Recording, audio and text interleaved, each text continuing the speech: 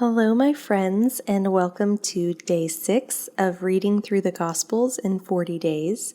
If this is your first day joining us, I have a playlist for this series, and I will link that down below so you can go back and listen to the previous day's readings. Today, we're going to read Matthew chapters 13 and 14. I'm going to be reading from the World English Bible translation, which is a modern English translation. I have another video with the same chapters done in the King James Version, so if you prefer that version, I also have that linked in the description below. I'm so excited that you're back and with me for this reading journey. Today we're reading chapters 13 and 14 of Matthew, so let's get started. On that day, Jesus went out of the house and sat by the seaside. Great multitudes gathered to him, so that he entered into a boat and sat, and all the multitude stood on the beach. He spoke to them many things in parables, saying, Behold, a farmer went out to sow. As he sowed, some seeds fell by the roadside, and the birds came and devoured them. Others fell on rocky ground, where they didn't have much soil, and immediately they sprang up because they had no depth of earth. When the sun had risen, they were scorched. Because they had no root, they withered away. Others fell among thorns. The thorns grew up and choked them.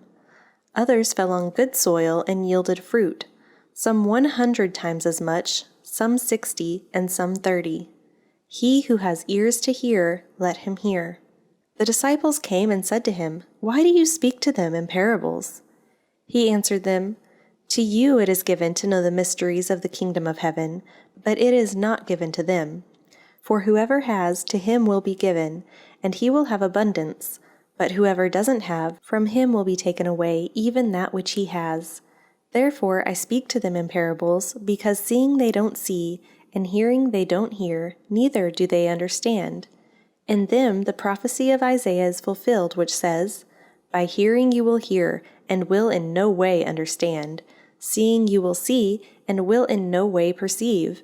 For this people's heart has grown callous, their ears are dull of hearing, and they have closed their eyes. Or else perhaps they might perceive with their eyes, hear with their ears, understand with their heart, and would turn again, and I would heal them. But blessed are your eyes, for they see, and your ears, for they hear. For most certainly I tell you that many prophets and righteous men desired to see the things which you see, and didn't see them, and to hear the things which you hear, and didn't hear them. Hear then the parable of the farmer. When anyone hears the word of the kingdom and doesn't understand it, the evil one comes and snatches away that which has been sown in his heart. This is what was sown by the roadside. What was sown on the rocky places, this is he who hears the word and immediately with joy receives it. Yet he has no root in himself, but endures for a while. When oppression or persecution arises because of the word, immediately he stumbles. What was sown among the thorns, this is he who hears the word, but the cares of this age and the deceitfulness of riches choke the word, and he becomes unfruitful. What was sown on the good ground, this is he who hears the word and understands it, who most certainly bears fruit and produces, some 100 times as much, some 60, and some 30. He set another parable before them, saying, The kingdom of heaven is like a man who sowed good seed in his field, but while people slept, his enemy came and sowed darnel seeds also among the wheat, and went away. But when the blade sprang up and produced grain, then the darnel weeds appeared also. The servants of the householder came and said to him, Sir, didn't you sow good seed in your field? Where did these darnel weeds come from? He said to them, An enemy has done this. The servants said to him, Do you want us to go and gather them up? But he said, No, lest perhaps while you gather up the darnel weeds, you root up the wheat with them. Let both grow together until the harvest, and in the harvest time I will tell the reapers, First gather up the darnel weeds and bind them in bundles to burn them, but gather the wheat into my barn. He set another parable before them, saying, The kingdom of heaven is like a grain of mustard seed, which a man took and sowed in his field, which indeed is smaller than all seeds, but when it is grown, it is greater than the herbs and becomes a tree, so that the birds of the air come and lodge in its branches. He spoke another parable to them. The kingdom of heaven is like yeast which a woman took and hid in 3 measures of meal until it was all leavened. Jesus spoke all these things in parables to the multitudes, and without a parable he didn't speak to them, that it might be fulfilled which was spoken through the prophet, saying, I will open my mouth in parables, I will utter things hidden from the foundation of the world. Then Jesus sent the multitudes away and went into the house. His disciples came to him, saying, Explain to us the parable of the darnel weeds of the field. He answered them, He who sows the good seed is the Son of Man. The field is the world, the good seeds are the children of the kingdom, and the darnel weeds are the children of the evil one. The enemy who sowed them is the devil. The harvest is the end of the age, and the reapers are angels. As therefore the darnel weeds are gathered up and burned with fire, so will it be at the end of the age. The Son of Man will send out his angels, and they will gather out of his kingdom all things that cause stumbling and those who do iniquity, and will cast them into the furnace of fire. There will be weeping and gnashing of teeth. Then the righteous will shine like the sun in the kingdom of their Father. He who has ears to hear, let him hear. Again, the kingdom of heaven is like a treasure hidden in the field, which a man found and hid. In his joy he goes and sells all that he has and buys that field. Again, the kingdom of heaven is like a man who is a merchant seeking fine pearls, and having found one pearl of great price, he went and sold all that he had and bought it. Again, the kingdom of heaven is like a dragnet that was cast into the sea and gathered some fish of every kind, which, when it was filled, fishermen drew up on the beach. They sat down and gathered the good into containers, but the bad they threw away. So will it be in the end of the world. The angels will come and separate the wicked from among the righteous, and will cast them into the furnace of fire. There will be weeping and gnashing of teeth. Jesus said to them, Have you understood all these things? They answered him, Yes, Lord. He said to them, Therefore, every scribe who has been made a disciple in the kingdom of heaven is like a man who is a householder, who brings out of his treasure new and old things. When Jesus had finished these parables, he departed from there. Coming into his own country, he taught them in their synagogue, so that they were astonished and said, Where did this man get this wisdom and these mighty works? Isn't this the carpenter's son? Isn't his mother called Mary, and his brothers James, Joseph, Simon, and Judas? Aren't all of his sisters with us? Where then did this man get all of these things? They were offended by him. But Jesus said to them, A prophet is not without honor except in his own country and his own house.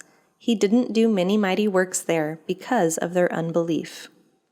At that time, Herod the Tetrarch heard the report concerning Jesus, and said to his servants, This is John the Baptizer. He is risen from the dead. That is why these powers work in him. For Herod had arrested John, and bound him, and put him in prison for the sake of Herodias, his brother Philip's wife. For John said to him, It is not lawful for you to have her. When he would have put him to death, he feared the multitude, because they counted him as a prophet. But when Herod's birthday came, the daughter of Herodias danced among them and pleased Herod. Therefore he promised with an oath to give her whatever she should ask. She, being prompted by her mother, said, Give me here on a platter the head of John the Baptizer.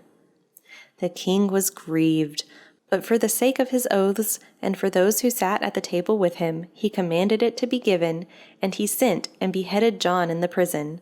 His head was brought on a platter and given to the young lady, and she brought it to her mother. His disciples came, took the body, and buried it. Then they went and told Jesus. Now when Jesus heard this, he withdrew from there in a boat to a deserted place apart. When the multitudes heard it, they followed him on foot from the cities. Jesus went out, and he saw a great multitude. He had compassion on them and healed their sick. When evening had come, his disciples came to him, saying, This place is deserted, and the hour is already late. Send the multitudes away, that they may go into the villages and buy themselves food.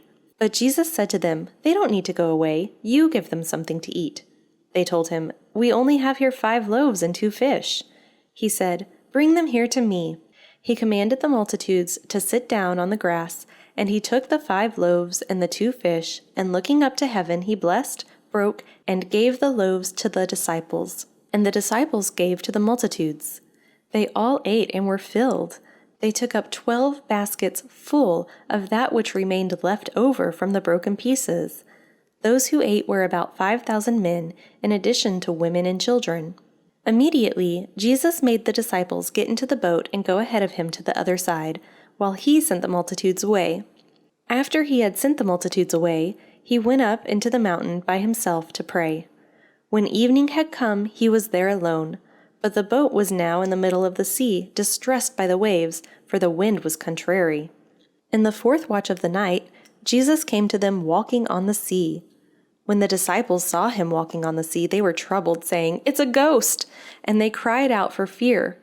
But immediately Jesus spoke to them, saying, "Cheer up, it is I. Don't be afraid." Peter answered him and said, "Lord, if it is you, command me to come to you on the waters." He said, "Come." Peter stepped down from the boat and walked on the waters to come to Jesus.